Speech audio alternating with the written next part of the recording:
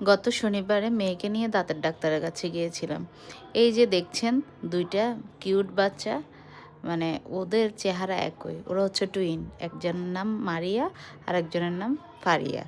প্রথমে বুঝতে পারিনি, পরে যখন ভালো করে দেখলাম তখন বুঝলাম যে ওরা টুইন। সুন্দর লাগছিল, ওদেরকে খুব আদরও লাগছিল। যাক, দাঁত দেখিয়ে আমরা একটা রেস্টুরেন্টে গেলাম খাওয়ার জন্য। তো ওখানে প্রথমে আমরা স্যুপ আর রন্ধন অর্ডার দিয়েছিলাম, তো ওইটাই প্রথমে খাচ্ছিলাম। আর আমরা ওই রেস্টুরেন্টের মধ্যে গেলে প্রথমে স্যুপ আর রন্ধনটা খাই, আর আমার খুব ভালো লাগে স্যুপ আর রন্ধনটা। যাই হোক, ওইটা খাওয়ার পরে আমরা লাঞ্চের অর্ডার দিয়েছিলাম। তো লাঞ্চের মধ্যে ছিল সেট মিল, যেটা ওটার মধ্যে সবজি, তারপর চিকেন, তারপর চিকেন মশলা, ফ্রাইড রাইস। তো আমি দুষ্টামি করছিলাম যে আমার ছেলের জন্য আসে নাই। আমরা 4টা অর্ডার দিয়েছিলাম, পরে ওকে দুষ্টামি করছিলাম যে তোর জন্য আমরা দিই নাই।